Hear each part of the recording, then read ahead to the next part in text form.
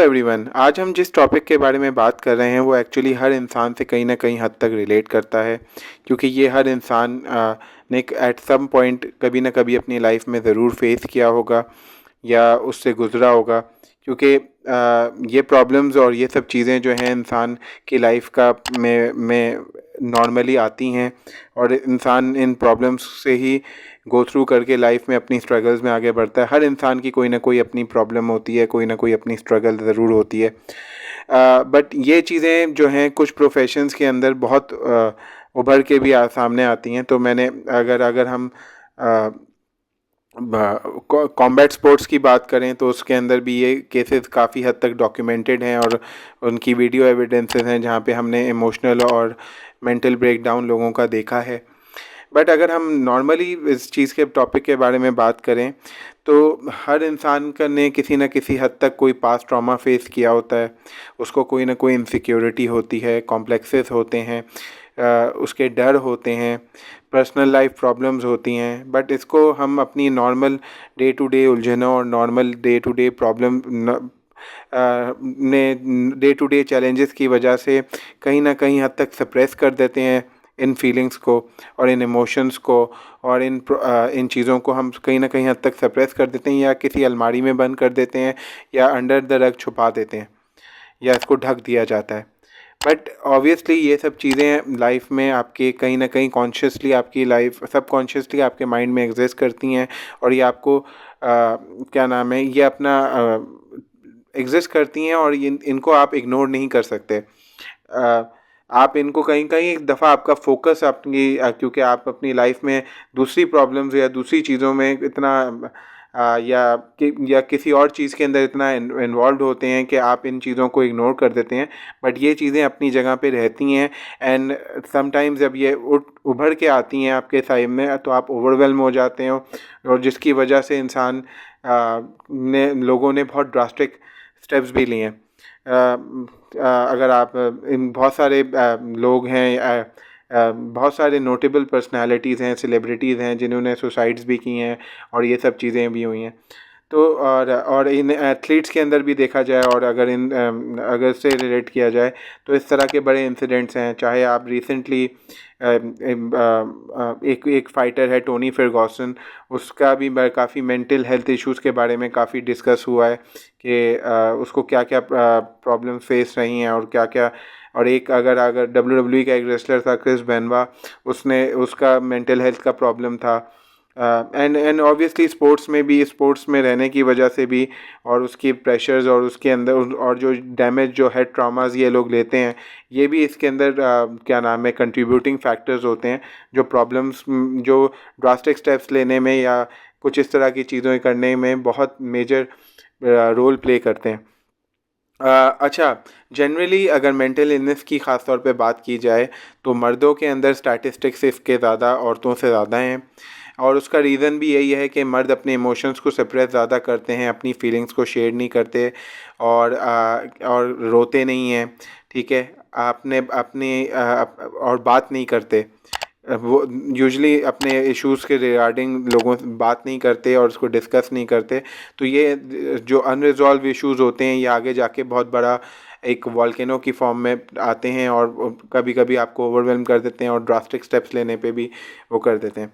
अच्छा, अगर हम स्पोर्ट्स की अगर अगर हम MMA की बात करें तो कई दफ़ा जब कोई एथलीट जीत रहा होता है तो उसका फोकस जो है वो क्या नाम है इन चीज़ों से हट जाता है, और जब इंसान जीत रहा होता है तो बहुत सारी चीज़ें अंडर द रग छुप जाती हैं। ऐसा बहुत सारे एथलीट्स के साथ हुआ है। बट ऑब्वियसली जब आप लाइफ में किसी चीज़ में हारते हैं या इवन अपनी स्पोर्ट्स में हारते हैं तो ऑब्वियसली ये इमोशंस आपको आके ओवरवेल्म कर देते हैं, और आपके पास ट्रॉमा सारे ट्रिगर हो जाते हैं। तो ये चीज़ें भी काफ़ी हद तक डॉक्यूमेंटेड रही हैं। हम एक्चुअली अपनी लाइफ में बहुत दफ़ा टाइम्स अपनी इनसिक्योरिटीज़ और ट्रॉमास को बिल्कुल ही इग्नोर कर देते हैं और छुपा देते हैं। बट ये चीज़ें सामने कभी ना कभी आती हैं, स्पेशली जब आप अपने डाउन फेज़ में होते हैं, या लॉस या प्रोफेशनली किसी लॉस में होते हैं, या पर्सनल कोई लॉस फेस करते हैं, तो ये ट्रॉमास आपके सामने आ जाते हैं, और आपके माइंड को और आपकी इमोशंस को ओवरवेलम कर देते हैं। इन इसके और ये चीज़ें इसके काफ़ी डॉक्यूमेंटेड केसेस भी हैं। तो अगर फाइटर्स के पॉइंट ऑफ व्यू से बात किया जाए तो बहुत सारे ऐसे फाइटर्स हैं. अगर यूएफसी की बात की जाए तो Israel Adesanya, Sean Strickland, Dustin Poirier, Alexander Volkanovski, Jon Jones, Jose Aldo, Conor McGregor, Ronda Rousey. इनकी डॉक्यूमेंटेड वीडियोज़ हैं जिनमें इन्होंने काफ़ी हद तक इनके मेंटल ब्रेकडाउन्स और इनके इमोशनल ब्रेकडाउन्स आफ्टर लॉसेस आपने डॉक्यूमेंट्री फॉर्म में देखे हैं. ठीक है. बॉक्सर्स में देखा जाए तो इसमें एक वीडियो डिओंटे वाइल्डर की भी है. इस तरह की वीडियोस भी मिली हैं. तो ये डॉक्यूमेंटेड केसेस हैं. और वैसे भी अगर हम बॉक्सिंग में इन जनरल बॉक्सिंग में बात करें तो बहुत सारे बड़े बड़े बॉक्सर्स जैसे Mike Tyson, Floyd Mayweather junior, Andre Ward, James Toney, Oscar De Hoya, ये इन सब लोगों ने भी डिप्रेशन और एंजाइटी अपनी लाइफ में इन इश्यूज़ को फेस किया और इनसे आगे बढ़े. तो अगर हम अगर इस ये मतलब ये चीज़ें इनकी लाइफ में रही हैं. बट अगर हम इनके रीज़न्स के ऊपर बात करें तो सबसे बड़ा जो रीज़न आप ये कह सकते हैं कि एक तो क्योंकि ये स्पोर्ट्स बहुत ज़्यादा परफॉर्मेंस और एंजाइटी बेस्ड स्पोर्ट्स होती हैं. इसके अंदर fear of losing, under performing, ये बहुत ज़्यादा प्रेशर्स होते हैं जिसकी वजह से एक फ़ाइटर बहुत ज़्यादा ओवरवेल्म्ड इमोशनली और मेंटली भी होता है.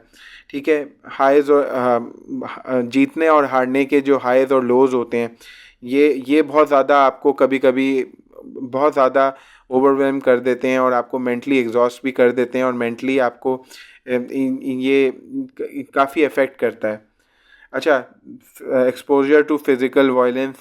जब आप फिज़िकल वायलेंस लेते हैं तो आप कई दफ़ा आपको ट्रॉमा से फिज़िकली गुजरते हैं. आपको हेड ट्रॉमास होते हैं, कंकशंस होते हैं. ये सारी डैमेज जो आप लेते हैं कलेक्टिवली आपकी मेंटल हेल्थ और आपकी हर चीज़ के ऊपर काफ़ी अफेक्ट करता है. ख़ास तौर पे आपको लॉन्ग टर्म इसके कॉन्सिक्वेंसेस भी होते हैं. और ये सब चीज़ें कंट्रीब्यूटिंग फैक्टर्स हैं जो आपके मेंटल हेल्थ को पे अफेक्ट करती हैं. फिर उसके अलावा आइसोलेशन से गुजरना. जब ये ट्रेनिंग कैंप से एथलीट्स गुजरते हैं तो ऑब्वियसली सोशल आइसोलेशन होती है इनकी, अपने दोस्त और अपनी फैमिली मेम्बर से दूर होके ट्रेनिंग कैंप्स में रहना. तो ये आइसोलेशंस भी आपको आपके मेंटल हेल्थ इश्यूज़ को और क्या नाम है बहुत ज़्यादा कंट्रीब्यूट करती है.